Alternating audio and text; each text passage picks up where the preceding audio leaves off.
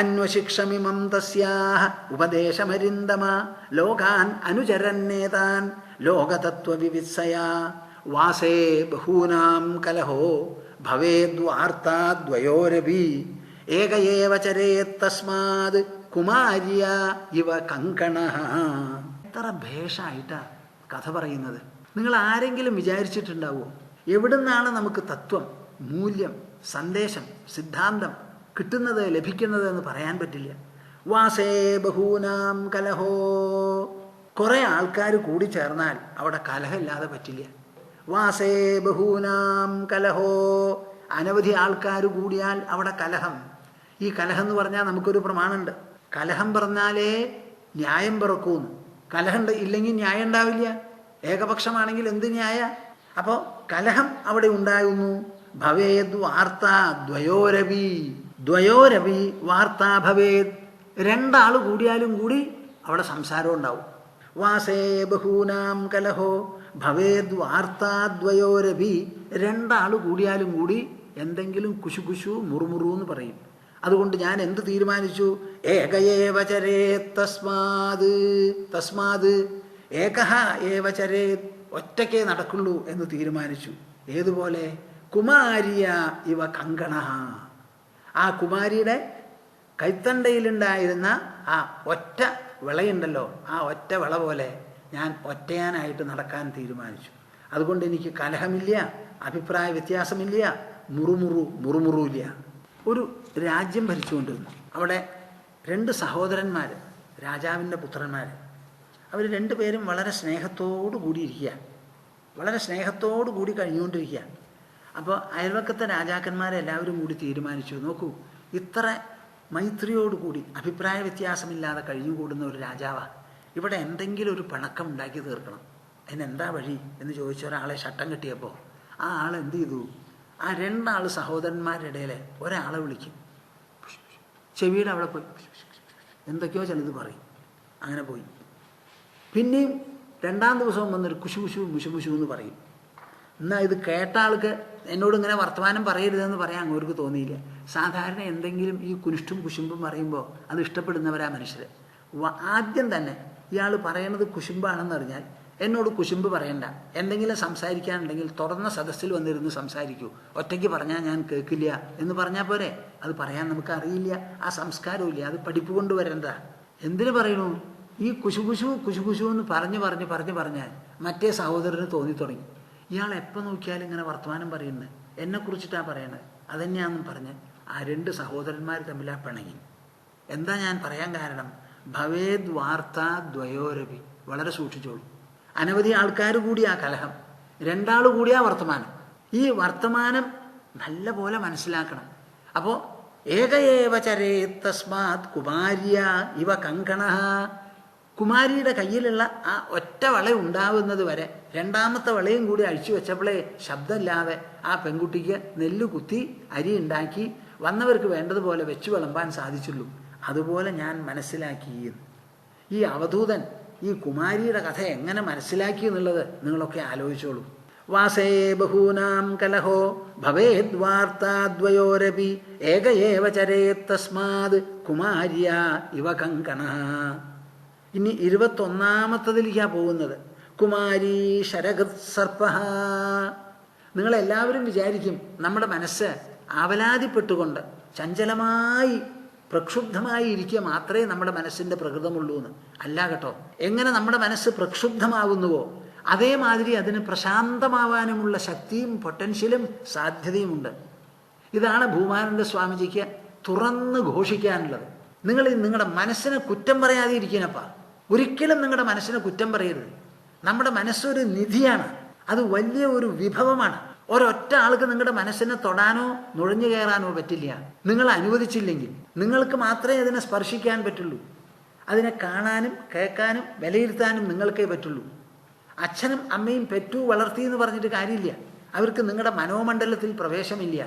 ലോകത്തിലൊന്നിനുമില്ല. സൂര്യനുമില്ല, ചന്ദ്രനുമില്ല, സ്വർഗത്തിനുമില്ല, നരകത്തിനുമില്ല. നമ്മൾ ചെവി കൊടുത്ത് കേട്ടാൽ സദ്വാക്യങ്ങൾ കേൾക്കാം, അത് ഉൾക്കൊണ്ടാൽ മനസ്സിൽ നിറയും. ഈ തീരുമാനം നമ്മുടെയാണ്. എത്രയോ നല്ല കാര്യങ്ങളുണ്ടല്ലോ, നമ്മൾ വായിക്കാറും കേൾക്കാറും ഇല്ലല്ലോ. ഇപ്പോൾ വേദങ്ങളുണ്ട്, ഉപനിഷത്തുകളുണ്ട്, ശ്രീമദ് ഭാഗവതമുണ്ട്. ഇവിടെ വായിക്കാത്തവരോ കൂടുതൽ, വായിക്കുന്നവരോ? വായിക്കാത്തവരാണ് എത്രയോ കൂടുതൽ. നോക്കൂ, എത്ര മുത്തുപോലെയുള്ള അലങ്കാരങ്ങളാണ്. നിങ്ങൾക്കൊക്കെ മനസ്സിന് പതിക്കാനുള്ള പതക്കങ്ങളാണിത് മുഴുവനും. എന്നാൽ നിങ്ങളിത് കേൾക്കുന്നുണ്ടോ, വായിക്കുന്നുണ്ടോ? ഇല്ല. എന്താ കാരണം? അത് മനസ്സിൻ്റെ തീരുമാനമാണ്. സോ നിങ്ങളുടെ മനസ്സ് is inaccessible to the others. ഇതെൻ്റെ സ്പെഷ്യൽ ഫ്രേസാണ്. ഒരൊറ്റ ആൾക്ക് അവിടെ പ്രവേശിക്കാനോ തൊടാനോ പറ്റില്ല, നിങ്ങൾക്ക് മാത്രമേ പറ്റുള്ളൂ. അങ്ങനെ ഒരു മനസ്സ് നിങ്ങൾക്ക് തന്നിരിക്കെ നിങ്ങൾക്ക് എന്തിനാ വിഷമവും പേടിയും? അതെന്തോ കാരണത്താൽ കുറച്ച് പ്രദുഷ്ടമായിരിക്കാം, അതിന് മൗഢ്യമുണ്ടാവാം, അറിവില്ലായ്മ ഉണ്ടാവാം. അത് മുഴുവനും നമുക്ക് പ്രബുദ്ധത കൊണ്ടും അറിവ് കൊണ്ടും ഒക്കെ മാറ്റിയെടുക്കാവുന്നതാണ്. അത് നല്ലപോലെ മനസ്സിലാക്കിക്കോളൂ. ഇവിടെ ഒരു ഉദാഹരണം പറയുകയാണ്. ശരകൃത്, ശരമുണ്ടാക്കുന്നവൻ. ഒരു ശരമുണ്ടാക്കുക എന്ന് പറഞ്ഞാൽ എങ്ങനെയാ? വില്ലിൽ വെച്ച് തൊടുക്കാൻ പാകത്തിൽ ഇതിനെ ഷേപ്പ് ചെയ്ത് അതിങ്ങനെ നല്ല മൂർച്ച വേണം. ആ മൂർച്ച ഇങ്ങനെ തുളഞ്ഞു കയറണം. എവിടേക്ക് ചെയ്തോ അവിടെ അതിനുള്ള ശരമുണ്ടാക്കണം. ചിലപ്പോൾ മരത്തിൻ്റെ ശരം ഇരുമ്പ് കൊണ്ടുള്ള ആ മൂക്ക് വെച്ചിട്ടായിരിക്കാം. അതിൻ്റെ പിന്നിൽ ഞാണിൽ വെച്ച് തൊടുക്കാനുള്ള ഒരു സൗകര്യവും ഉണ്ടാക്കണം. അങ്ങനെ ശരമുണ്ടാക്കുക എന്ന് പറഞ്ഞാൽ ആ ശരത്തിൻ്റെ ശക്തി അനുസരിച്ചിരിക്കും പടയാളിയുടെ അല്ലെങ്കിൽ ശരം എയ്യുന്നവൻ്റെ വിജയം. അത് വളരെ ഏകാഗ്രത വേണം. അപ്പോൾ അങ്ങനെ ഒരു ശരമുണ്ടാക്കുന്ന ആളെ ഞാൻ കണ്ടു പഠിച്ചു എന്നാണ് പറയുന്നത്. മന ഏകത്ര സംയുജ്യാത് ജിതശ്വാസോ ജിതാസന വൈരാഗ്യാഭ്യാസയോഗേന ധ്രിയമാണം അതന്ത്രിത. നമ്മുടെ മനസ്സ് ചപലമാണെന്നുള്ളത് ശരിയാണ്. ആ ചപല മനസ്സിനെ വേണ്ടതുപോലെ ഉറപ്പിക്കാനായി എന്തെല്ലാം വേണം? ജിതശ്വാസോ ജിതാസന, നല്ല ഒരു ആസനത്തിലിരിക്കണം. എന്നിട്ടോ ഒരു പ്രവൃത്തിയും വേറെ ചെയ്യരുത്. എന്നിട്ടോ നമ്മുടെ ഉള്ളിൽ നടക്കുന്നത് ശ്വാസം നിശ്വാസം, ഇത് രണ്ടേ നടക്കുള്ളൂ. അത് രണ്ടിനെയും വേണ്ടതുപോലെ ഒബ്സർവ് ചെയ്ത് ആ ശ്വാസ നിശ്വാസ ഗതിയുണ്ടല്ലോ, ആ ഗതികളെ ഒരുപോലെ ആക്കി തീർക്കുക. ഉള്ളിലേക്ക് എടുക്കുന്ന സമയം, പുറത്തേക്ക് വിടുന്ന സമയം ഒരുപോലെ ആക്കുക. അപ്പോൾ മനസ്സ് സമമായി തീരും. ആ ശ്വാസത്തിന് ഉള്ളിലേക്ക് എടുക്കുന്നതും പുറത്തു പോകുന്നതും നിയന്ത്രിക്കാനായിട്ട് നിങ്ങളുടെ കയ്യിലുള്ള ശക്തി എന്താ? കയ്യോ കാലോ ഒന്നും അവിടെ പറ്റില്ല. മനസ്സിലുള്ള സങ്കല്പം മാത്രമേ പറ്റുള്ളൂ. അപ്പോൾ ഒബ്സർവ് ചെയ്യുക. പുറത്തേക്ക് പോകുന്നത് എളുപ്പത്തിലാണ്, ഉള്ളിലേക്ക് കിടക്കുന്നത് കുറച്ച് സമയം കൂടിയിട്ടാണ്. അത് പറ്റില്ല. ആ ഉള്ളിലേക്ക് പോണതും പുറത്തു വരണതും ഒരേമാതിരി ഒരേ ശബ്ദത്തോടു കൂടി ആക്കാൻ നോക്കുക. അങ്ങനെ നോക്കുന്ന സമയത്ത് മനസ്സാണ് അത് നേടിയെടുക്കാനുള്ളത്. മനസ്സിലുള്ള സങ്കല്പം മാത്രമേ ഉള്ളൂ. അതാണ് ഇവിടെ പറയുന്നത്. ജിതശ്വാസോ ജിതാസന, ഒരേ ആസനത്തിൽ അനങ്ങാതെ ഇരിക്കാൻ പറ്റണം. എന്നിട്ട് ശ്വാസഗതിയെ നിരീക്ഷിച്ച് ആ ശ്വാസഗതിയെ സമമാക്കിയെടുക്കാൻ പുറപ്പെടുമ്പോൾ അത് മനസ്സും ആ പ്രോസസ്സിൽ സമമായി തീരും. അതിനെന്താ പേര്? വൈരാഗ്യാഭ്യാസയോഗേന ധ്രിയമാണം അതന്ത്രിത. വൈരാഗ്യം കൊണ്ടും അഭ്യാസം കൊണ്ടും. കേൾക്കുന്നുണ്ടോ നിങ്ങൾ? വൈരാഗ്യം കൊണ്ടും അഭ്യാസം കൊണ്ടും. വൈരാഗ്യം എന്ന് പറഞ്ഞാൽ എന്താ? ഈ ലോകത്തിനെ വിലയിരുത്തി ഈ കാണുന്നത് മുഴുവനും ചഞ്ചലമാണ്, നശ്വരമാണ്. നമ്മുടെ ശരീരമോ നശ്വരം, മനസ്സും ബുദ്ധിയും നശ്വരം. അങ്ങനെ നശ്വരമായിരിക്കുന്ന ഒരു വ്യക്തിത്വത്തിന് അനുഭവിക്കാനുള്ള വസ്തുക്കളും നശ്വരങ്ങളായാൽ നശ്വരത പെരുകി വർദ്ധിപ്പിക്കുകയല്ലേ ഉള്ളൂ. വേറെ എന്താ സംഭവിക്കുക? നമുക്ക് നശ്വരത 10 നശ്വരതയുണ്ടെന്ന് വിചാരിക്കുക. വസ്തുക്കൾക്കെല്ലാം കൂടി ഒരു 1000 നശ്വരതയുണ്ട്. ആ 1000 എണ്ണം ഈ 10 അനുഭവിക്കുമ്പോൾ 1000 × 10 എത്രയായി? 10000 നശ്വരതയായി. അത് കൂടി വർദ്ധിക്കല്ലേ ഉള്ളൂ. അങ്ങനെ മനസ്സിലാക്കി മനസ്സിലൊരു വൈരാഗ്യം, ഇവയോടൊരു വിരാഗത വളർത്തണം. ഭഗവത്ഗീതയിലെ 6-ാം അധ്യായത്തിൽ ധ്യാനത്തിനെ പറ്റി പറയുകയാണ് കൃഷ്ണൻ. ധ്യാനത്തിനെ പറ്റി പറയുന്ന സമയത്ത് കൃഷ്ണൻ പറയുന്നു, അർജുനൻ ചോദിക്കുക, അങ്ങ് ഈ പറഞ്ഞു തന്ന യോഗമുണ്ടല്ലോ, ഇത് അഭ്യസിക്കുന്നത് മനസ്സാണ്. ഈ മനസ്സിന് ചാഞ്ചല്യമുള്ളത് കൊണ്ട് അതിനൊരു സ്ഥിരത വരും എനിക്ക് തോന്നണില്ല കൃഷ്ണ, അതുകൊണ്ട് എന്താ വേണ്ടേ എന്ന് ചോദിച്ചു. അപ്പോൾ ആദ്യമായിട്ട് കൃഷ്ണൻ അർജുനൻ പറഞ്ഞത് കൺഫേം ചെയ്തുകൊണ്ട് സ്ഥിരീകരിച്ചുകൊണ്ട് സംസാരിക്കുക. ചഞ്ചലം ഹിമന കൃഷ്ണ പ്രമാധിബലവദൃഢം തസ്യാഹം നിഗ്രഹം മന്യേ സ വായോരിവ സുദുഷ്കരം. അത് ഒരു വായുവിനെ പിടിച്ച് ബന്ധിക്കുന്നത് പോലെ ഈ മനസ്സിനെ പിടിച്ച് ബന്ധിക്കുന്നത് വളരെ വിഷമം പിടിച്ചതാണ് എന്ന് പറഞ്ഞു. അസംശയം മഹാബാഹോ മനോ ദുർനിഗ്രഹം ചലം. അർജുനൻ പറഞ്ഞത് ശരിയാണ്. ഈ മനസ്സിനെ പിടിച്ചു നിർത്തുന്നത് എളുപ്പമല്ല. എന്നാലും ഒരു കാര്യം മനസ്സിലാക്കണം. അസംശയം മഹാബാഹോ മനോ ദുർനിഗ്രഹം ചലം. ചലനാത്മകമാണ് മനസ്സ്, ചഞ്ചലമാണ്, ദുർനിഗ്രഹമാണ്, അതിനെ നിഗ്രഹിക്കാൻ വിഷമാണ്. പക്ഷേ സാധിക്കില്ല എന്ന് മാത്രം പറയരുത്. എന്താ കാരണം? അഭ്യാസേന തു കൗന്തേയ വൈരാഗ്യേണ ച ഗൃഹ്യതേ. മനസ്സിന് വൈരാഗ്യം വേണം, പിന്നെ അഭ്യാസം, നിരന്തരമായ പരിശ്രമവും വേണം. എന്നാൽ ഈ മനസ്സിനെ പിടിച്ച് കെട്ടാൻ സാധിക്കും എന്ന് നല്ല പോലെ ഉറപ്പിച്ചു പറയുന്നു കൃഷ്ണൻ. അഭ്യാസേന തു കൗന്ദേയ വൈരാഗ്യേണ ച ഗൃഹ്യതേ. അതേ കൃഷ്ണനാണല്ലോ ഇവിടെ ആവർത്തിച്ച് സംസാരിക്കുന്നത്. വൈരാഗ്യാഭ്യാസയോഗേന ധ്രിയമാണം അതന്ത്രിതഃ. അതന്ത്രിതഃ, ആലസ്യമില്ലാതെ, മടിയില്ലാതെ, അശ്രദ്ധയില്ലാതെ പരിശ്രമിക്കണം. ഒരു ദിവസം ഒന്നുണ്ടോ, കുറച്ചു നേരമെങ്കിലും നിങ്ങൾ നിങ്ങളുടെ മനസ്സിനെ നിരീക്ഷണം ചെയ്തുകൊണ്ട് തന്നെ ഇരിക്കണം. നിരീക്ഷണം. കാലത്ത് മുതൽക്ക് എണീറ്റാൽ അവിടെ ഇവിടെ അവൻ ഇവൻ, ഇങ്ങനെയാണ് നമ്മുടെ നിരീക്ഷണം. അത് വിട്ടിട്ട് ഒരു അരമണിക്കൂർ, ഒരു 25 മിനിറ്റേ ഞാൻ പ്രതീക്ഷിക്കുന്നുള്ളൂ. 20 to 25 മിനിറ്റ്സ് കണ്ണടച്ച് ഒരു സ്ഥലത്തിരുന്ന് അവനവൻ്റെ ഉള്ളിൽ നടക്കുന്ന കോലാഹലങ്ങളെ ഒന്ന് നിരീക്ഷിക്കും. നിങ്ങളൊന്നും വേണ്ട, അതിനെ അടക്കും വേണ്ട, ചുക്കാൻ പിടിക്കും വേണ്ട, ഉള്ളിലുള്ളത് നോക്കിയാൽ മതി. ആ നോട്ടത്തിൽ നിന്ന് തന്നെ വലിയ മാറ്റം നിങ്ങൾക്ക് സംഭവിക്കും. അത് വളരെ അത്യാവശ്യമാണ്. വൈരാഗ്യാഭ്യാസയോഗേന ധ്രിയമാണം അതന്ത്രിതഃ. മടിയില്ലാതെ ശ്രദ്ധയോടുകൂടി, giving as much attention as possible. ധ്രിയമാണഃ, അതിനെ സന്ധാരണം ചെയ്യാൻ പഠിക്കണമെന്ന്. മന ഏകത്ര സംയുജ്യാത്. ആ മനസ്സിനെ ഒരേ ഒരു കാര്യത്തിൽ നമ്മൾ പതിപ്പിക്കാൻ, വ്യഗ്രമാക്കി, ലഗ്നമാക്കി നിർത്താനായിട്ട് പരിശീലിക്കണം. എപ്പോഴും നോക്കിക്കോളൂ. ഇതാ 3-4 സാധനം നമ്മുടെ മുൻപിൽ വയ്ക്കുക, എന്നിട്ട് ഒരേ സാധനത്തെ നോക്കിക്കൊണ്ടിരിക്കുന്ന ഒരു പഠിപ്പ് നിങ്ങൾക്ക് പഠിക്കാം. അതിങ്ങനെ കണ്ണു തുറച്ച് നോക്കരുത്. തുറയ്ക്കുമ്പോൾ അതിന് ക്ഷീണ. നിങ്ങൾക്ക് നോക്കാനായിട്ട് പുറത്തേക്ക് പോകേണ്ട ആവശ്യമില്ല. കാഴ്ച നമ്മുടെ ഉള്ളിലേക്ക് തന്നെ ഇങ്ങോട്ട് വന്നോളും. അപ്പം ഇങ്ങനെ വളരെ ഫ്രീ ആയിട്ട് ഇങ്ങനെ, ബാക്കിയുള്ളതിലേക്കൊന്നും ശ്രദ്ധ വിടരുത്. ഇതൊരു പരിശീലനമാണ്. അതാണ് ഇവിടെ പറയുന്നത്. മന ഏകത്ര സംയുജ്യാത്. അതിന് വിഷമം വന്നാൽ നിങ്ങൾ എന്ത് വേണം? സ്വാഭാവികമായി നമ്മളിൽ നടക്കുന്ന ഉച്ഛ്വാസ നിശ്വാസങ്ങളുണ്ടല്ലോ, ശ്വാസോച്ഛ്വാസങ്ങൾ. ആ ശ്വാസോച്ഛ്വാസങ്ങളെ ഒന്ന് നോക്കിക്കൊണ്ടിരിക്കുക. നോക്കി അതിൽ അങ്ങടും ഇങ്ങടും പോകുന്നത് തുല്യ സമയമാക്കി തീർത്താൽ നിങ്ങളുടെ മനസ്സും സമമായി തീരും. വൈരാഗ്യാഭ്യാസയോഗേന ധ്രിയമാണം അതന്ത്രിതഃ. അപ്പം അഭ്യാസം വളരെ മുഖ്യമാണ്. എത്ര അഭ്യാസം നിങ്ങൾ നടത്തുകയാണെങ്കിലും വൈരാഗ്യം പരിശീലിച്ചില്ലെങ്കിൽ സാധ്യമല്ല. ഈ വൈരാഗ്യം എന്ന് പറയുന്നത് എന്താ? ഈ ലോകത്തിനെക്കുറിച്ച്, അതിൻ്റെ നശ്വരത്വം, അതിൻ്റെ അന്തിമ ഗണനയിലുള്ള ഉപയോഗശൂന്യത എന്താ പ്രേക്ഷകർ മനസ്സിലാക്കുന്നുണ്ടോ? അന്തിമ ഗണനയിൽ ഈ ലോകത്തിനുള്ള ഉപയോഗശൂന്യത. ഈ ലോകത്തിൽ നിന്ന് എന്തെങ്കിലും ഒന്ന് നമുക്ക് കിട്ടാനുണ്ടോ? നമ്മുടെ മനസ്സ് നിറയ്ക്കാൻ നമുക്ക് ഈ ലോകത്തിന് എന്തെങ്കിലും ഒന്ന് കൊടുക്കാനുണ്ടോ? അതുമില്ല. ഈ ലോകം അതിൻ്റെ പാട്ടിൽ ഇങ്ങനെ നിൽക്കുകയാണ്. നമ്മുടെ തലയിലൊന്നുമല്ല, അതിൻ്റെ മാറത്താണ് നമ്മളെ ഭൂമിയുടെ. ഭൂമി നമ്മുടെ തലയിലൊന്നുമല്ല. അപ്പം എവിടെയോ എങ്ങനെയോ നിൽക്കുന്നു ഈ ലോകം. അതിൽ പല വിധത്തിലുള്ള നിയമങ്ങളും വ്യവസ്ഥകളുമുണ്ട്. ഞാൻ എപ്പോഴും പറയാറുള്ളത് പോലെ physical laws, chemical laws, biophysical, biochemical, biological laws, psychological laws, philosophical, spiritual laws, ഇങ്ങനെ പലതരത്തിലുള്ള നിയമങ്ങളുടെ ഒരു കൂത്തുരംഗമാണ് ഈ ലോകം. അതൊന്നും നമ്മൾ ഉണ്ടാക്കിയതല്ല. അങ്ങനെയുള്ള ലോകത്തിൽ നമുക്ക് എന്താ കൊടുക്കാനുള്ളത്? നമുക്ക് എന്താ മേടിക്കാനുള്ളത്? അണ്ണാറക്കണ്ണിന് തന്നാലാവത് എന്ന് പറഞ്ഞ് അതാത് കാലത്ത് ചെയ്യാവുന്ന പ്രവൃത്തികൾ ചെയ്തുകൊണ്ട് സന്തോഷമായിട്ടിരിക്കുക. ഇതാണ് നമുക്ക് ആവശ്യം. അതിന് ഈ ലോകത്തിൽ അമിതമായ ആകർഷണം മനസ്സിൽ കയറുകയാണ്. അത് കയറാതിരിക്കാൻ നമ്മൾ എന്തു വേണം? അതിനാണ് വൈരാഗ്യം വളർത്തിയെടുക്കണം. അധ്യാത്മ ജീവിതത്തിൽ വൈരാഗ്യം വളർത്തിയെടുക്കുന്നത് പ്രധാനപ്പെട്ട ഒരു ഭാഗമാണ്. എൻ്റെ ചെറുപ്പകാലത്ത് മോഹമുദ്ഗരം എന്ന് പറഞ്ഞ് ശങ്കരാചാര്യർ എഴുതിയിട്ടുള്ള സ്തോത്രം ഉണ്ടല്ലോ, നമ്മുടെ ഒരു കൂടപ്പറപ്പ് മാതിരി ഞാനതിനിങ്ങനെ ചൊല്ലാറുണ്ട്. എത്ര നല്ല ശ്ലോകങ്ങളാണ്.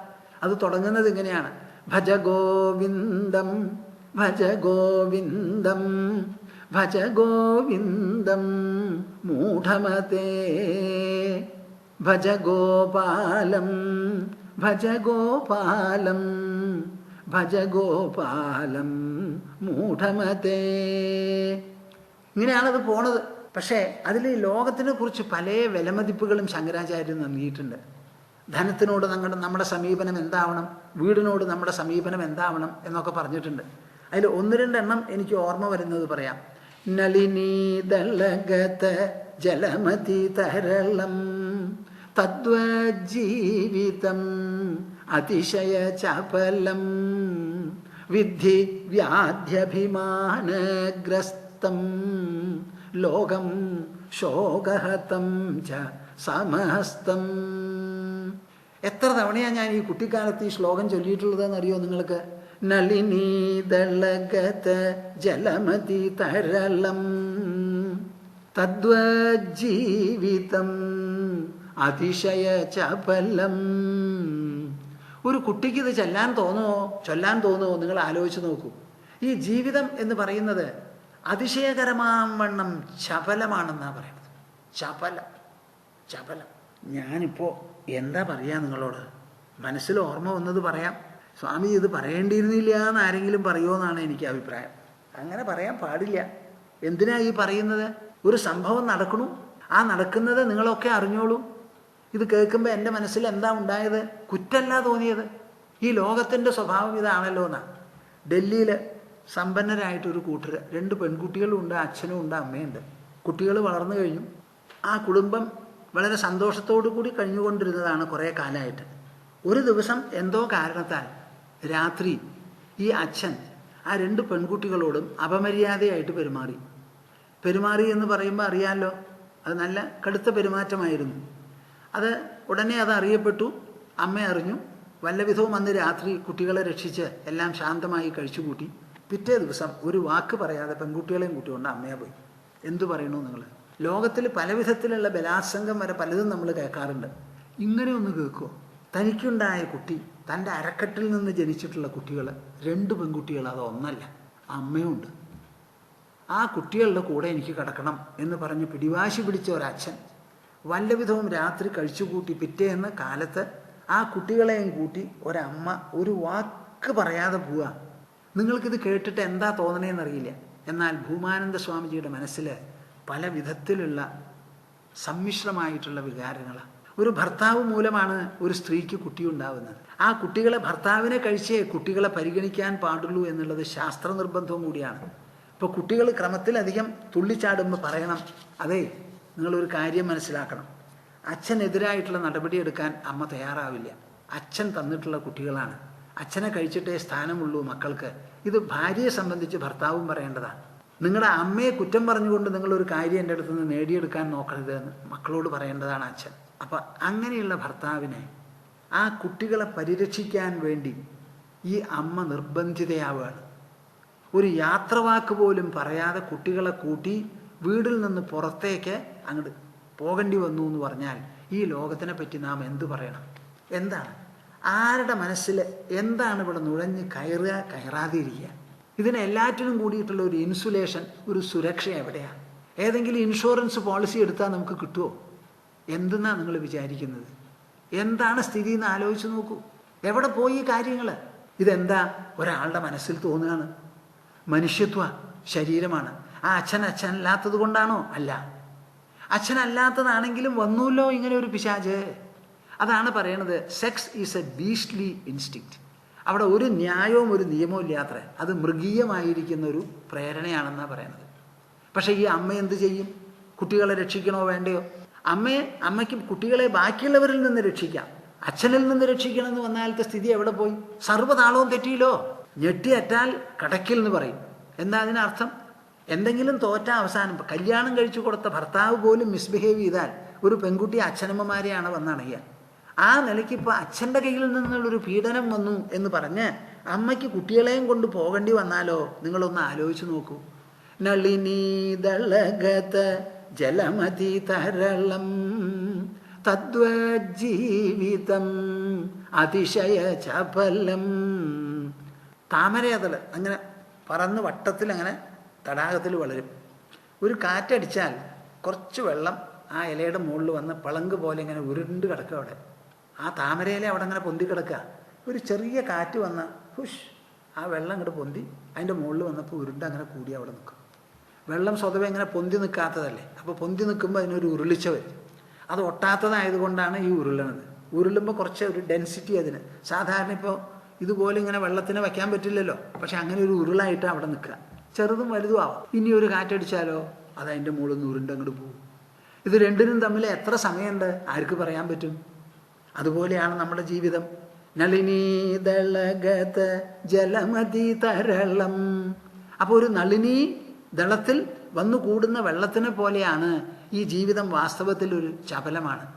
ആ ചപലമായിരിക്കുന്ന ജീവിതദശയിൽ വിദ്ധി വ്യാധ്യഭിമാനഗ്രസ്തം. നമുക്ക് പല വിധത്തിലുള്ള വ്യാധികൾ നമുക്കുണ്ട്. അഭിമാനം എന്ന് തുടങ്ങിയിട്ടുള്ള ആദികളുമുണ്ട്. ഇതെല്ലാം നമ്മളെ ആക്രമിച്ചിരിക്കുക. ലോകം ശോകഹതം ച സമസ്തം. ഈ ലോകം പല വിധത്തിലുള്ള ദുഃഖങ്ങളാൽ ഹനിക്കപ്പെട്ടതാണെന്ന്. ഞാൻ ഈ ശ്ലോകം ചൊല്ലാനും ഒരു കൗതുകമുണ്ട്. അർത്ഥവും വളരെ വളരെ വിശേഷപ്പെട്ടതാണ്. എന്താണെന്നറിയില്ല. ചെറുപ്പകാലം 8-10 വയസ്സാവുമ്പോൾ ചൊല്ലാൻ തുടങ്ങിയതാണ്. ഇപ്പോൾ ഒന്നും അങ്ങനെ ചൊല്ലാറില്ല. ഈ ഒരു ശ്ലോകമുണ്ട്. ദിനയാമിന്യൗ സായം പ്രാതഃ ശിശിരവസന്തൗ പുനരായാതഃ കാലഃ ക്രീഡതി ഗച്ഛത്യായുഃ തദപി ന മുഞ്ചതി ആശാവായുഃ. എനിക്ക് തോന്നുന്നു ഞാൻ ഡസൻ കണക്കിന് ഈ ശ്ലോകം ചൊല്ലിയിട്ടുണ്ടാവും. ദിനയാമിന്യൗ സായം പ്രാതഃ ശിശിരവസന്തൗ പുനരായാതഃ. ഈ ലോകം സൂര്യൻ ഉദിച്ച് അസ്തമിക്കുന്നു. ആ അസ്തമിക്കുന്ന സമയത്ത് എന്തൊക്കെയാണ് ഇവിടെ നടക്കുന്നത്? ദിനയാമിന്യൗ സായം പ്രാതഃ. എനിക്ക് തോന്നുന്നു ഒരു ദിവസത്തിന് 8 യാമമാണെന്ന്. അതിൽ ഓരോരോ യാമത്തിനും 7.5 നാഴിക എന്നാ പറയുക. അപ്പോൾ ദിനങ്ങളിലുള്ള യാമങ്ങളൊക്കെ കഴിഞ്ഞ് സായങ്കാലം വന്നു, രാത്രിയാമങ്ങൾ കഴിഞ്ഞ് പ്രാതഃകാലം വന്നു. അങ്ങനെ ഓരോ കാലവും വന്ന് ദിവസമായി, ആഴ്ചയായി, പക്ഷമായി, അത് കഴിഞ്ഞാലോ ഋതുക്കളായി. ശിശിരവസന്തൗ പുനരായാതഃ. ചക്രം പോലെ ഇങ്ങനെ തിരിയാണല്ലോ. സൂര്യനെ പ്രദക്ഷിണം വയ്ക്കുന്നു ഭൂമി.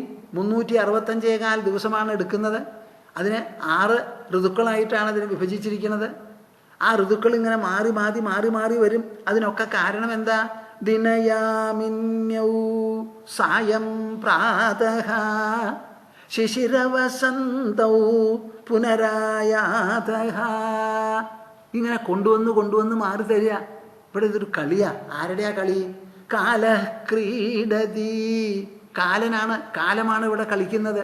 ഗച്ഛത്യായുഃ. നമ്മൾ വിചാരിക്കും ശരത്കാലം വന്നു, വസന്ത ഋതു വന്നു, സന്തോഷിക്കാമെന്ന്. വാസ്തവത്തിൽ സന്തോഷിക്കുകയാണോ അതോ ഇവിടെ സന്തോഷിക്കുന്നത് കാലോ? ആ കാലം ഓരോ ഋതുവും ഓരോ ദിനവും ഓരോ യാമവും ഓരോ മണിക്കൂറും നമുക്ക് കൊണ്ടുവന്ന് തന്ന് എന്താ ചെയ്യുന്നത്? നമ്മൾ വിഴുങ്ങുക ചെയ്യുന്നത്. അങ്ങനെ വിഴുങ്ങുന്നതിൽ കാലത്തിന് വലിയ ഒരു കളി. ഗച്ഛത്യായുഃ. നമ്മുടെ ആയുസ് ഓരോ ദിനത്തിലൂടെയും യാമത്തിലൂടെയും രാത്രിയിലൂടെയും ഗമിച്ചുകൊണ്ടിരിക്കുകയാണ്. തദപി ന മുഞ്ചതി ആശാവായുഃ. ഇത്രയൊക്കെ ആയാലും നമ്മുടെ മനസ്സിലുള്ള ആശ ഒരിക്കലും ഒഴിഞ്ഞങ്ങോട്ട് പോണില്ല. ബാക്കി എല്ലാറ്റിനെയും വിഴുങ്ങുന്നു. പക്ഷെ നമ്മുടെ ആശയെ മാത്രം വിഴുങ്ങി അവസാനിപ്പിക്കുന്നില്ല. അത് കൂടി വരികയാണ്. എന്തിനാ ഞാനിത് പറയുന്നത്? നമ്മുടെ ഉള്ളിലുള്ള മനസ്സിനെ നിയന്ത്രിക്കണമെങ്കിൽ 2 ഘടകങ്ങളാണ് ഇവിടെ ആവശ്യപ്പെടുന്നത്. അത് ഭഗവത്ഗീതയെ ഉദ്ധരിച്ചുകൊണ്ട് കൃഷ്ണൻ അർജുനോട് പറഞ്ഞു, അഭ്യാസേന തു കൗന്തേയ വൈരാഗ്യേണ ച ഗൃഹ്യതേന്ന്. ഇവിടെ പറയുന്നത് എന്താ? വൈരാഗ്യാഭ്യാസയോഗേന എന്ന് അവധൂതൻ യദുചക്രവർത്തിയോടും പറയുന്നു. അപ്പോൾ വളരെ വ്യക്തമാണ്, അഭ്യാസം മാത്രം പോരാ, വൈരാഗ്യം വേണമെന്ന്. വൈരാഗ്യം എങ്ങനെ ഉണ്ടാവും? ഈ ലോകത്തിൻ്റെ നിസ്സാരത, ഇതിൻ്റെ ക്ഷണികത്വം, ഇതിൻ്റെ ചഞ്ചലത്വം, ഇതിൻ്റെ നശ്വരത്വം, ഇതെല്ലാം നാം ആവർത്തിച്ച് ഓർമ്മ വയ്ക്കണം. ഇപ്പം പലരും നിങ്ങൾ ഈശ്വരനെ സ്തുതിക്കുന്നവരാവും. നിങ്ങളുടെ സ്തുതി ഭഗവാനെ അങ്ങ് മയിൽപ്പീലി, ഓടക്കുഴൽ, കൗസ്തുഭം എന്നൊക്കെ പറഞ്ഞ് ഇങ്ങനെ സ്തുതിക്കുന്നവരാവും. നിങ്ങൾ സ്തുതിച്ചത് കൊണ്ട് അങ്ങനെയാ ഭഗവാന് വണ്ണം കൂടാനാ? നിങ്ങൾക്കൊരു രതിയോ ഒരു സന്തോഷമോ ഉണ്ടാവുമെന്ന് ഞാൻ സമ്മതിക്കുന്നു. പക്ഷെ നമ്മുടെ മനസ്സിൻ്റെ ഉള്ളിൽ കടന്ന് അവിടെ അഭ്യാസം, വൈരാഗ്യം എന്ന് പറയുന്ന ആ ഗുണമൂല്യങ്ങൾ നിങ്ങൾ അങ്ങോട്ട് അലിഞ്ഞു ചേരണമെങ്കിൽ ഇടയ്ക്കിടയ്ക്ക് ഈ ഭക്തിയെ പോലെ വൈരാഗ്യവും അഭ്യസിക്കേണ്ടതാണ്. വൈരാഗ്യാഭ്യാസം എന്ന് പറഞ്ഞാൽ എന്താ? വൈരാഗ്യം ജനിപ്പിക്കുന്നതായ ചിന്തകളെ നമ്മുടെ മനസ്സിൽ തൈര് കടയുന്നത് പോലെ ഇട്ട് കടയണം. അതിനുള്ള പല ചിന്താഗതികളും ശ്ലോകങ്ങളും തന്നെയുണ്ട്. അനവധി ശ്ലോകങ്ങളുണ്ട്.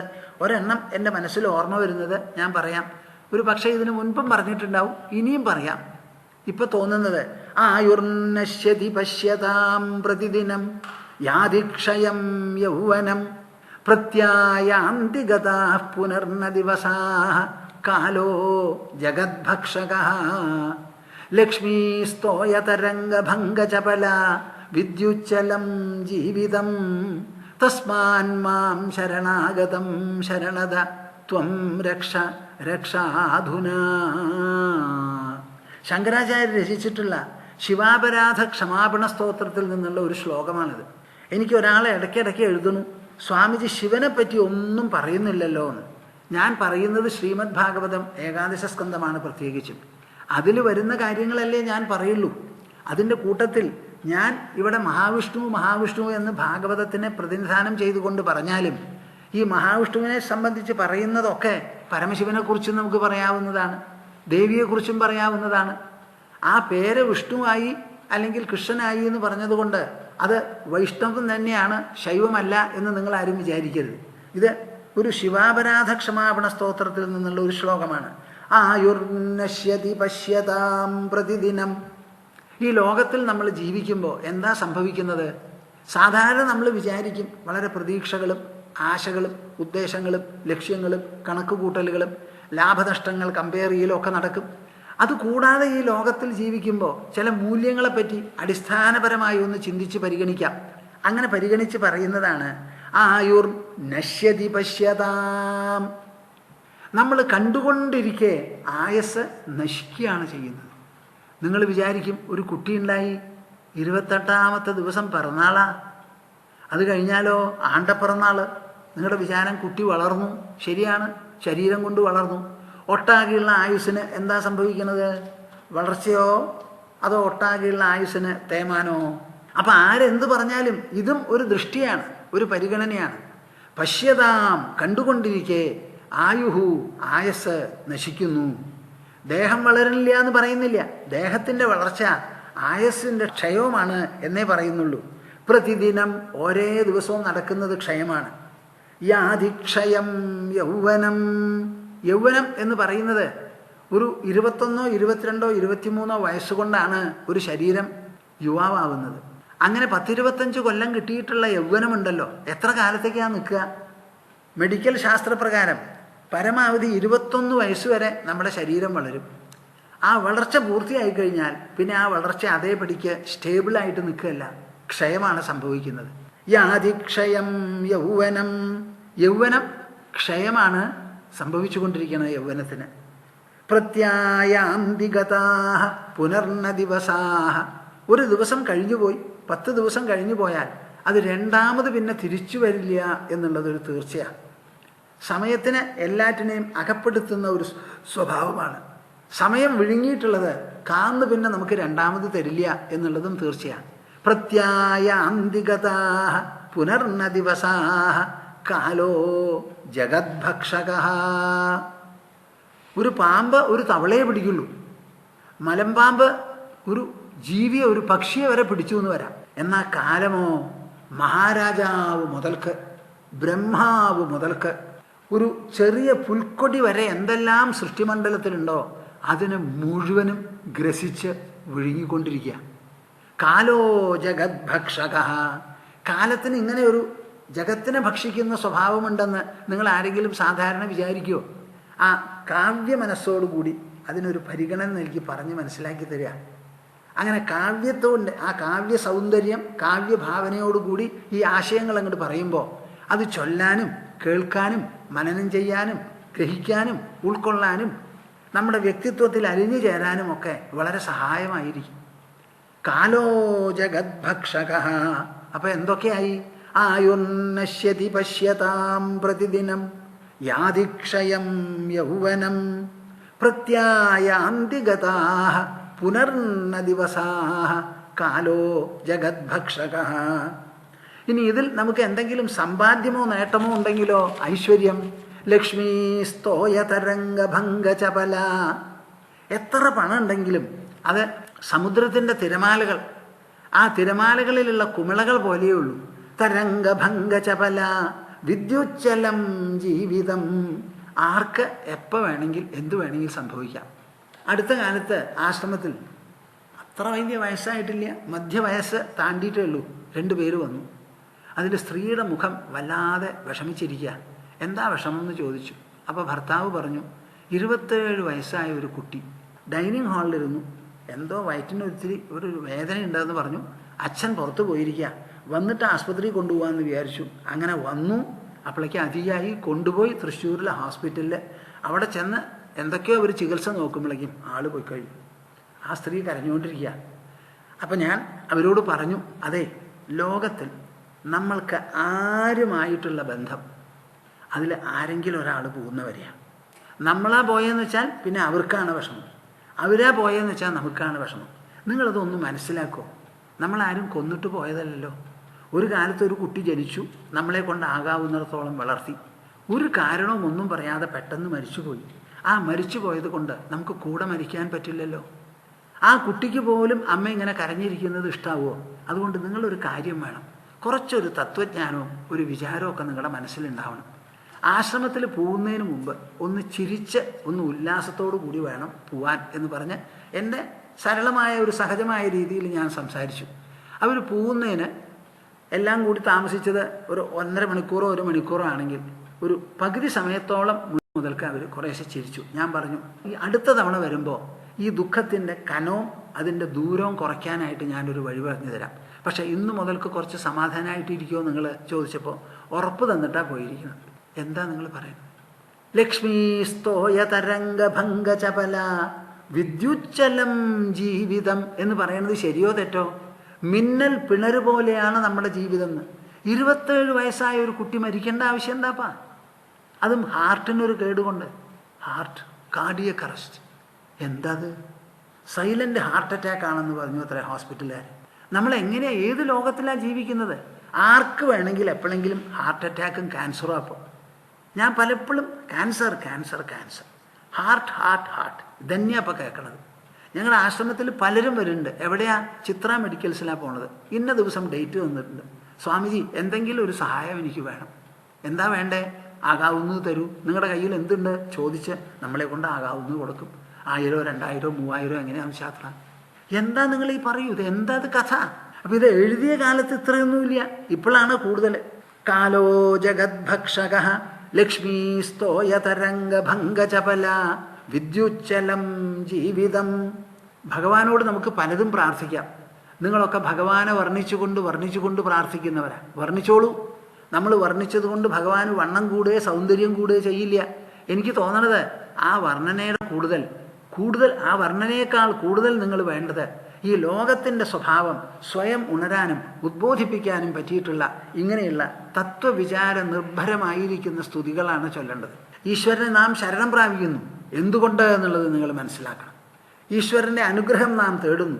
എന്തിനാണ് അനുഗ്രഹം? എന്ത് കാര്യത്തിനാണ്? അപ്പോൾ ഇവിടെ ചോദിക്കുകയാണ്, തസ്മാൻ മാം ശരണാഗതം ശരണദ. അതുകൊണ്ട് ഞാൻ അങ്ങയെ ശരണം പ്രാപിക്കുന്നു. പരമശിവ ശരണദ, ശരണം പ്രദാനം ചെയ്യുന്നോവേ ഞാൻ ശരണം പ്രാപിക്കുന്നു. എന്തിന്? ത്വം രക്ഷ രക്ഷാധുന, ഇപ്പം തന്നെ എന്നെ രക്ഷിക്കണം. എനിക്കൊരു ഉറപ്പ് തരണം. എന്ത്? ഞാൻ അങ്ങയുടെ രക്ഷാവലയത്തിലാണ്, അങ്ങയുടെ മടിയിലാണ്, അങ്ങയുടെ വത്സല പുത്രനാണ് അല്ലെങ്കിൽ പുത്രിയാണെന്നുള്ള ഉറപ്പ് എനിക്ക് തരണമെന്ന്. ആയുർനശ്യതി പശ്യതാം പ്രതിദിനം യാതിക്ഷയം യൗവനം പ്രത്യായാന്തി ഗതാഃ പുനർന ദിവസാഃ കാലോ ജഗദ്ഭക്ഷകഃ ലക്ഷ്മീ സ്തോയ തരംഗഭംഗ ചപല. ഈ ഐശ്വര്യം അത്രത്തോളം ചപലമാണെന്ന്, സമുദ്രത്തിലെ തിരമാലകൾ പോലെ. വിദ്യുച്ചലം ജീവിതം തസ്മാൻ മാം ശരണാഗതം ശരണദ ത്വം രക്ഷ രക്ഷാധുന. അങ്ങനെയൊക്കെ ആയാലും നമ്മുടെ മനസ്സ് ചഞ്ചലമാണ്. ആ ചഞ്ചലമായ മനസ്സിനെ വ്യഗ്രതയോടുകൂടി പിടിച്ചു നിർത്താൻ നമുക്ക് സാധിക്കും. എങ്ങനെയാണെങ്കിൽ ഈ വൈരാഗ്യ പാഠങ്ങളും മൂല്യങ്ങളും ആ മനസ്സിൽ തൊടുത്തുവിടണം. അതുപോലെ അഭ്യാസം മുടങ്ങാതെ ചെയ്യും വേണം. മാസത്തിലൊരിക്കൽ കണ്ണടച്ച് 5 മിനിറ്റ് ഇരുന്നു, എന്നിട്ട് പറയുക, അയ്യേ മനസ്സടങ്ങാൻ കൂട്ടാക്കുന്നില്ല. മാസത്തിൽ 5 മിനിറ്റ് ഇരുന്ന് എങ്ങനെ അടങ്ങുക? നിങ്ങൾ ഏതെങ്കിലും ഒരു സംഗതി മാസത്തിലൊരിക്കൽ ചെയ്യുന്നുണ്ടോ? ഊണ് എത്ര തവണയാണ് ഊണ് കഴിക്കണേ? ഉറങ്ങണത് എത്ര തവണയാണ് ഉറങ്ങണത്? വസ്ത്രം ഒരു ദിവസം എത്ര തവണ വസ്ത്രം ധരിക്കും? ഷെയ്വ് ചെയ്യണതോ? മനസ്സിനെ പരിശീലിപ്പിക്കേണ്ട കാര്യം മാത്രം വരുമ്പോൾ മാസത്തിലൊരിക്കൽ, 2 മാസത്തിലൊരിക്കൽ. അതെങ്ങനെയത്? ക്ഷേത്രത്തിൽ പോവുകയാണെങ്കിൽ നമ്മൾ വേണ്ടത് പ്രതിദിനം ക്ഷേത്രത്തിൽ പോയി പ്രദക്ഷിണം വെച്ച് തൊഴുത് നമസ്കരിച്ചിട്ട് വരണം. അല്ലെങ്കിൽ പ്രതിദിനം പൂജാമുറി ഉണ്ടാക്കി അതിൻ്റെ മുൻപിലിരുന്ന് എന്തെങ്കിലും ചെയ്യണം. നിങ്ങളുടെ മനസ്സിന് വേണ്ടിയിട്ടാണ് ഈ അഭ്യാസം, വേറെ ഒന്നിനും വേണ്ടിയിട്ടല്ല. മനസ്സിന് വേണ്ടിയിട്ടാണ് ഈ അഭ്യാസം. അപ്പം ഭക്ഷണം എങ്ങനെയോ ശരീരത്തിന് വേണ്ടി, അതേമാതിരി ഈ മാതിരി അഭ്യാസങ്ങളും വൈരാഗ്യ സ്മരണകളും വൈരാഗ്യം പറഞ്ഞുറപ്പിക്കുന്നതും മനസ്സിൻ്റെ ആവശ്യത്തിന് വേണ്ടിയിട്ടാണ്. ഈ മനസ്സിനെ നമുക്ക് നല്ല പോലെ നിയന്ത്രിക്കാൻ സാധിക്കും, അതിൽ നിശ്ചലത കൊണ്ടുവരാനും നമുക്ക് സാധിക്കും. സാധിക്കില്ല എന്ന് വിചാരിക്കുന്നത് വലിയ തെറ്റാണ്. യസ്മിൻ മനോലബ്ധപദം യദേതത് ശനൈശ്ശനൈർമുഞ്ചതി കർമ്മരേണൂൻ സത്വേന വൃദ്ധേന രജസ്തമശ്ച വിധൂയ നിർവാണമുപൈത്യനിന്ധനം. യസ്മിൻ മനോലബ്ധപദം യദേതത് ശനൈഹി ശനൈഹി മുഞ്ചതി കർമ്മരേണൂൻ. ഈ മനസ്സ് ചഞ്ചലമാണ്, ചപലമാണെന്നൊക്കെ പറയുന്നുണ്ടല്ലോ. അതിന് വേണ്ടതുപോലെ പരിശീലിപ്പിച്ച്, സംയമനം ശീലിപ്പിച്ച് പ്രതിദിനം ഒരു അഭ്യാസത്തിൽ, വൈരാഗ്യത്തോടു കൂടിയ അഭ്യാസത്തിൽ പ്രയോഗിക്കുകയാണ്, വിനിയോഗിക്കുകയാണെന്നുണ്ടെങ്കിലോ അത് വളരെ ഏകാഗ്രമായിട്ട് നിൽക്കും. ഞാൻ എൻ്റെ ഓഫീസിലിരുന്ന് പലപ്പോഴും കമ്പ്യൂട്ടറിൽ ജോലി ചെയ്തുകൊണ്ടിരിക്കും, അല്ലെങ്കിൽ എഴുതിക്കൊണ്ടിരിക്കും. ഇപ്പം മുക്തി സുധാകരത്തിന് വേണ്ടിയിട്ടുള്ള കാര്യങ്ങളും ഉണ്ടല്ലോ. അപ്പോൾ ചിലപ്പോഴൊക്കെ ഇവിടെ ആശ്രമത്തിൽ മാജി ബാക്കിയുള്ളവരൊക്കെ അടുത്ത് വന്ന് നിന്ന് എന്തെങ്കിലും എന്നോട് സംസാരിക്കാൻ ഇഷ്ടപ്പെടും. അപ്പോൾ അവർ ചിലപ്പോൾ ഇങ്ങനെ പിന്നിൽ വന്ന് അവിടെ പോണത് കണ്ടാൽ ഞാൻ ചോദിക്കുക ആരാ പിന്നിൽ എന്ന്. അപ്പോൾ ചിലപ്പോൾ ജോലിക്കാരാരെങ്കിലും ആവും, അല്ലെങ്കിൽ അവരാവും. എൻ്റെ ജോലി ചെയ്തുകൊണ്ടിരിക്കും. അവർക്കൊക്കെ ഉള്ള ഒരു ആക്ഷേപം എന്താണെന്നറിയോ?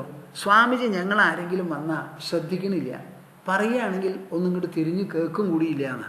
അത് അവരൊരു ആക്ഷേപമായിട്ടാണ് പറയണത്. അപ്പം ഞാൻ പലപ്പോഴും വിചാരിക്കും, എങ്ങനത്തെ സ്വാമിജിയാണാവോ ഇവർക്ക് വേണ്ടതെന്ന്. ഞാൻ അവിടെ ഒരു ജോലി ചെയ്യാം, ആ ജോലിയിൽ ഒരു വ്യഗ്രമായിട്ടുള്ള ഒരു മനസ്സുണ്ട്. അങ്ങനെ മനസ്സ് വ്യഗ്രതയുള്ള ഒരു സ്വാമിയാണോ നല്ലത്, അതോ ചപലമനസ്കനായിട്ടുള്ള ഒരാളോ എന്നിങ്ങനെ ഞാൻ ആലോചിക്കും. അപ്പോൾ ഇപ്പോൾ ഒരു കാര്യം തുടങ്ങിയിരിക്കുക. ഞാൻ കമ്പ്യൂട്ടറിലിരുന്ന് ജോലി ചെയ്യാനൊരു കസേരയുണ്ട്. ആ കസേരയിൽ നിന്ന് മാറി വേറൊരു കസേരയിലിരിക്കും. എന്നിട്ട് അവർ പറയണത് മുഴുവൻ കേട്ടിട്ട് ഇവിടെ വന്നിരിക്കും. അപ്പോഴും എനിക്കൊരു ചോദ്യം എൻ്റെ മനസ്സിലുണ്ട്, എങ്ങനത്തെ സ്വാമിജിയാണ് ഇവർക്ക് വേണ്ടതെന്ന്. വരുമ്പോഴേക്കും എന്താ ഏതാന്ന് പറഞ്ഞ് നത്തുമാതിരി അവരുടെ മുഖത്ത് നോക്കി അവർ പറയണത് കേൾക്കണം. ഒരേ സ്ഥലത്ത് താമസിക്കുന്നവരല്ലേ. എനിക്കൊരു കാര്യം പറയാനുണ്ട്. അപ്പം ഞാൻ എന്തിനാ അത് പറയണതെന്ന് വെച്ചാൽ, ഇവിടെ എന്താ അവിടെ പറയുന്നത്? ഒരു ശരമുണ്ടാക്കുന്ന ആളുടെ കാര്യം പറയുക. ആ ശരമുണ്ടാക്കുന്നതിൽ അയാളുടെ മനസ്സ് എത്രത്തോളം വ്യഗ്രമായിട്ടിരിക്കണു എന്നുള്ളതിന് മുഖവുര പറഞ്ഞുണ്ടാക്കുകയാണ് ഇവിടെ. യസ്മിൻ മനോലബ്ധപദം യദേതത് ശനൈഹി ശനൈഹി മുഞ്ചതി കർമ്മരേണൂൻ. നമ്മുടെ മനസ്സ് പുറം വസ്തുക്കളിൽ വ്യഗ്രമായിരിക്കുന്നിടത്തോളം കാലം അതിൽ ആശകളും വാസനകളും പ്രേരണകളും കൂടും. നേരെ മറിച്ച് മനസ്സിനെ അന്തർമുഖമാക്കി ഈശ്വരധ്യാനത്തിലോ ഒരു മന്ത്രധ്യാനത്തിലോ ഒരു തത്വവിചാരത്തിലോ നിർത്തി അങ്ങോട്ട് നിന്നാൽ എത്രത്തോളം നിർത്തുന്നുവോ അത്രത്തോളം കർമ്മരേണൂൻ മുഞ്ചതി. ആ കർമ്മവാസനകളുണ്ടല്ലോ അത് മുഴുവൻ അതിങ്ങോട്ട് വിട്ടു വരിക. സത്വേന വൃദ്ധേന രജസ്തമശ്ച വിധൂയ നിർവാണം ഉപൈത്യനിന്ധനം. സത്വേന വൃദ്ധേന 3 ഗുണമാണെന്ന് പറഞ്ഞല്ലോ. അതിൽ ഈ പ്രവൃത്തി മുഴുവനും രജോ ഗുണമാണ്. ഉറങ്ങണത് മടിയും തമോ ഗുണമാണ്. അറിവില്ലായ്മ, അജ്ഞാനം, തനിക്ക് അജ്ഞാനമുണ്ട്. ജ്ഞാനവൃദ്ധിക്ക് വേണ്ടി പ്രതിദിനം കുറച്ച് സ്വാധ്യായം എന്നുള്ള നിലയ്ക്ക് ശാസ്ത്രം വായിക്കുക. നിങ്ങൾക്കൊക്കെ എല്ലാവർക്കും കുറേ അറിവൊക്കെ കാണും, എന്തെങ്കിലും അറിവ് കാണും. പക്ഷെ ആ അറിവൊന്നും സത്വഗുണപ്രധാനമാണ് മുഴുവനും എന്ന് പറയാൻ വയ്യ. സത്വഗുണപ്രധാനമാകണമെങ്കിലോ ഭഗവത്ഗീത, ശ്രീമദ് ഭാഗവതം, രാമായണം, മഹാഭാരതം, പ്രകരണ ഗ്രന്ഥങ്ങൾ, ഇങ്ങനെ എന്തെല്ലാം ബ്രഹ്മവിദ്യാ സംബന്ധമായി ഈശ്വര സംബന്ധമായി ഉണ്ടോ ആ മാതിരി ശാസ്ത്രങ്ങൾ വായിച്ച് ജീവിതത്തിൻ്റെ തത്വമൂല്യ സിദ്ധാന്തങ്ങൾ, എത്ര തവണ ഞാനിത് പറയണം, ജീവിതത്തിലെ തത്വമൂല്യ സിദ്ധാന്തങ്ങൾ, ആ തത്വമൂല്യ സിദ്ധാന്തങ്ങൾ വേണ്ടതുപോലെ കേട്ടും വായിച്ചും ഗ്രഹിച്ചും വിചിന്തനം ചെയ്യണം. അപ്പോഴേ സത്വഗുണം വർദ്ധിക്കുള്ളൂ. അങ്ങനെ സത്വഗുണം വൃദ്ധേന സത്വേന രജസ്തമശ്ച വിധൂയ, രജോ ഗുണത്തെയും തമോ ഗുണത്തെയും അതിൻ്റെ സ്വാധീനങ്ങളെയും കഴുകിക്കളഞ്ഞ് നിർവാണമുപൈതി. കേട്ടോളൂ, നിർവാണം എന്ന് പറയുന്നത് നിങ്ങൾക്ക് കൈവരും, പ്രാപിക്കും. അനിന്ധനം, കത്തിക്കാനുള്ള വിറക് മുഴുവൻ കത്തിക്കഴിഞ്ഞ് ആ അഗ്നി എങ്ങനെയാണോ വെണ്ണീറിൻ്റെ ഉള്ളിൽ മൂടിക്കിടക്കുക, അതേമാതിരി നിങ്ങളുടെ മനസ്സും സംശാന്തമായി കിടക്കും. അതെങ്ങനെ കിടക്കും? നിങ്ങൾ വിചാരിക്കുന്നത് അങ്ങനെ മനസ്സായവൻ ഈ ലോകത്തിൽ നിന്ന് വിരമിച്ച കുടീരത്തിൽ ഒളിഞ്ഞിരിക്കുന്നതാണോ വിചാരിക്കുന്നത്? അല്ല, അല്ല. ഇപ്പം ഞാൻ നിങ്ങളോട് സംസാരിക്കുന്നുണ്ടെങ്കിൽ ആ സംസാരിക്കുന്നതിൽ ഏകാഗ്രതയുടെ പ്രസരണമാണ് കാണുന്നത്, പ്രതിഫലനമാണ് കാണുന്നത്. നിങ്ങളോട് സംസാരിക്കണമെന്നുണ്ടെങ്കിൽ ഒരു വലിയ ശിക്ഷയാണ് എനിക്കിത്. എന്താ? എൻ്റെ മുമ്പിൽ ഒരു ക്യാമറയുണ്ട്. എന്നോട് ഇവരെ ഡയറക്ടറൊക്കെ പറയണത് എന്താ? സ്വാമിജി ക്യാമറയുടെ ലെൻസിൽ തന്നെ നോക്കണം എന്നാണ്. എന്നാൽ അതിൻ്റെ തൊട്ടടുത്ത് അവർ 4 ആളുണ്ട്, ക്യാമറ ടീം. എൻ്റെ ഇടത്ത് ഭാഗത്ത് 3 ആളുണ്ട്. ഇവരൊക്കെ ഇവിടെ ഉണ്ട്. ഞാൻ പക്ഷേ അവരെ നോക്കരുത്. കേൾക്കണോ ഈ ശിക്ഷ? എന്നാൽ അവർക്ക് മാറി അങ്ങോട്ട് ഇരുന്നാൽ ക്യാമറ മാത്രമേ ഉണ്ടാവുള്ളൂ. ക്യാമറ ഓപ്പറേറ്റ് ചെയ്യാനുള്ള ആൾ നേരെ ചോട്ടിലുണ്ട്, ഒരു ശബ്ദത്തിൻ്റെ എഞ്ചിനീയർ അടുത്തുണ്ട്, പിന്നെ ഡയറക്ടറുണ്ട്, വേറൊരാളും ഉണ്ട് വിളക്ക് വയ്ക്കാനും പിടിക്കാനും. ഇവർ 4 ആളും ശരിക്കും മുമ്പിലിരിക്കുക. അവർ സജീവം ആണ്. അവർ ഈ ലെൻസോ ഇത്തിരിയോളം പോന്നിട്ട് ഒരു 2 ഇഞ്ച് സ്ക്വയറിൽ ഒരു ലെൻസ് ഉണ്ട്. ആ ലെൻസിനെ നോക്കിക്കൊണ്ട് വേണം സ്വാമിജി സംസാരിക്കാൻ. അപ്പോഴേ പ്രേക്ഷകർ അവരുടെ മുഖത്ത് നോക്കിയെന്ന് വിചാരിക്കുള്ളൂ എന്ന്. നല്ലൊരു ശിക്ഷയല്ലേ അത്? എനിക്ക് അങ്ങനെ ഞാൻ ഈ ഓഡിയൻസിൻ്റെ മുൻപിൽ സംസാരിക്കുമ്പോൾ നല്ലോണം നീങ്ങി വളഞ്ഞ് എല്ലാവരെയും പരന്ന് തിരിഞ്ഞൊക്കെ നോക്കും. ഇവിടെ അതൊന്നും പാടില്ല. അപ്പോൾ ഈ സംസാരിക്കുന്നത് തന്നെ വലിയൊരു ഏകാഗ്രതയാണ്. പക്ഷേ ഈ ഏകാഗ്രതയോട് കൂടി വേണമല്ലോ ഈ സംസാരം നടത്താൻ. ഇതെന്തിനാണ് ഞാൻ പറയണത്? കുടീരത്തിൽ ഒളിഞ്ഞിരുന്ന് കണ്ണടച്ചിരുന്നുള്ള ഏകാഗ്രത എന്നല്ല ഇവിടെ ഉദ്ദേശിക്കുന്നത്. മനസ്സിനൊരു ഗുണം വരിക. എന്താ ഗുണം? സത്വഗുണം വൃദ്ധമാവുന്നു, രജസ്സും തമസ്സും അതനുസരിച്ച് ശാന്തമാവുന്നു. എന്നിട്ടോ നിർവാണ സുഖം. അത് തന്നെ ഒരു സുഖമായി, ഒരനുഭവമായി. അപ്പോഴോ നിങ്ങളത് കൂടുതൽ ഇഷ്ടപ്പെടും. ഇപ്പം എൻ്റെ ഓഫീസിലിരുന്ന് ജോലി ചെയ്യുമ്പോൾ പുസ്തകങ്ങളുണ്ടാവും, വായിക്കും, എഴുത്തുകൾക്ക് മറുപടി അയക്കും. ആ മറുപടി അയക്കാനും പിടിക്കാനും എത്രത്തോളം അവിടെ ഞാനതൊരു സ്ട്രെയിൻ ഫീൽ ചെയ്തിട്ടല്ല നടത്തുന്നത്. പക്ഷേ നല്ല ഏകമുഖത്വം അവിടെ കൂടാതെ കഴിയില്ല. ആ കൂടുന്നത് വളരെ വിശേഷമാണ്. അതൊരു ക്വാളിറ്റി ആയി തീരണം. അതെങ്ങനെ? അദ്ദേഹം പറയുകയാണ്, യസ്മിൻ മനോലബ്ധപദം യതേതത് ശനൈശനൈർ മുഞ്ചതി കർമ്മരേണൂൻ. നിങ്ങളുടെ ഉള്ളിൽ പൂർവജന്മാർജിതമോ ഈ ജന്മാർജിതമോ ആയിട്ടുള്ള കർമ്മവാസനകൾ ഉണ്ടെങ്കിൽ ആ വാസനകൾ പോകണമെങ്കിൽ ഈ വൈരാഗ്യം, അഭ്യാസം എന്ന് പറയുന്ന 2 പരിശീലനമില്ലാതെ പറ്റില്ല. അത് 2ആണ് അതിനുള്ള ചൂള. ആ ചൂളയിൽ ഈ മനസ്സിനെ കൊടുക്കണം. അത് കൊടുത്താൽ കത്തി കത്തി സ്ഫുടം ചെയ്ത് അത് ശുദ്ധമാവും. ആ ശുദ്ധമായി കഴിഞ്ഞാലോ നിർവാണ സുഖമാണ് നിങ്ങൾക്ക് കിട്ടുക.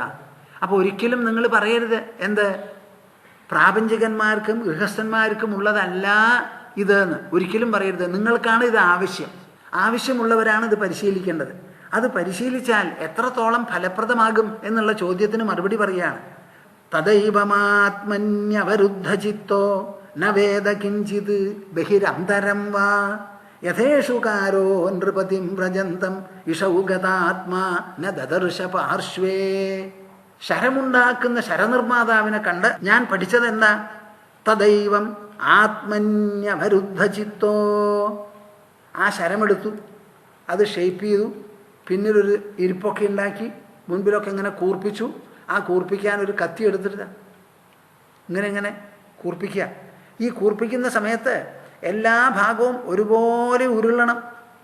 ഉരുണ്ട് ആ സ്ലോപ്പ് ഒരുപോലെ ആവണം. പകുതി ഒരു തരം, പകുതി വേറൊരു തരം ആവരുത്.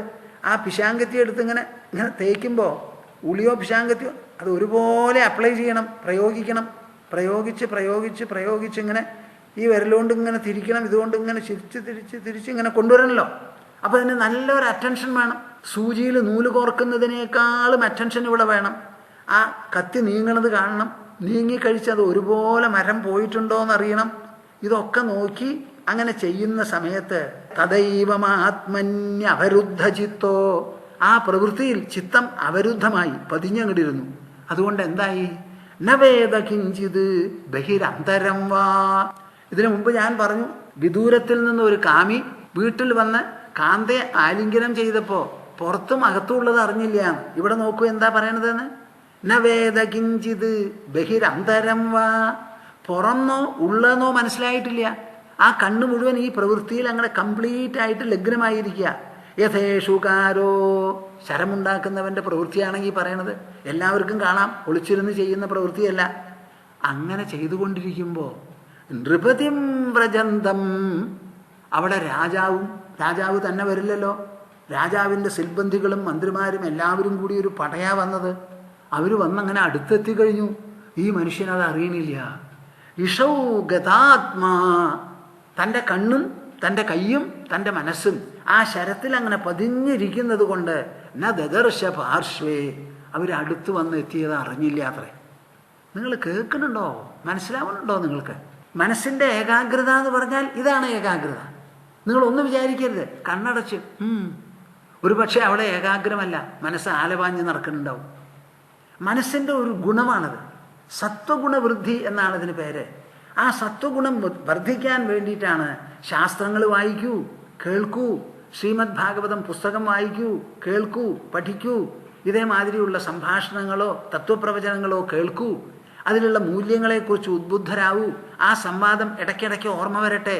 നിങ്ങളുടെ മനസ്സിനെ പ്രശോഭിപ്പിക്കുന്നതും പ്രചോദിപ്പിക്കുന്നതും പ്രേരിപ്പിക്കുന്നതും ഉത്സാഹിപ്പിക്കുന്നതുമെല്ലാം ഈ ഭാഗവത തത്വമൂല്യ സിദ്ധാന്തങ്ങളാകട്ടെ എന്ന് പറയുന്നതിൻ്റെ ഉദ്ദേശം functionally your mind should become powerful, sharp and brilliant.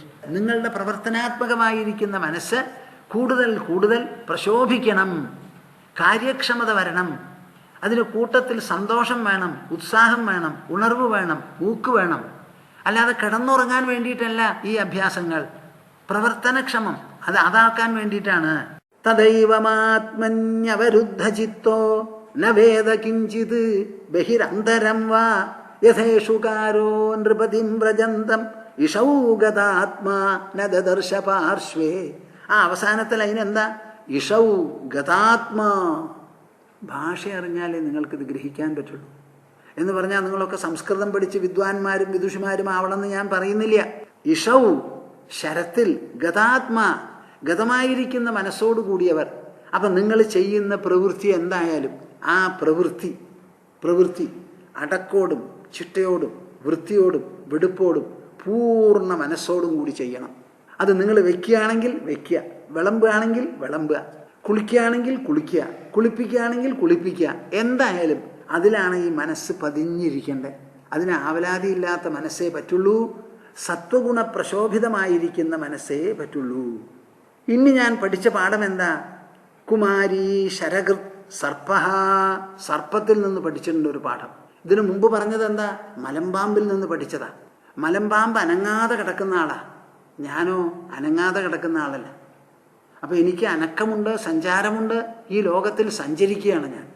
അപ്പം സഞ്ചരിച്ചു കൊണ്ടിരിക്കുന്ന സമയത്ത് എനിക്ക് ഇടയ്ക്കിടയ്ക്കൊക്കെ ഒന്ന് വിശ്രമിക്കേണ്ടി വരും, വാസസ്ഥലം വേണ്ടി വരും.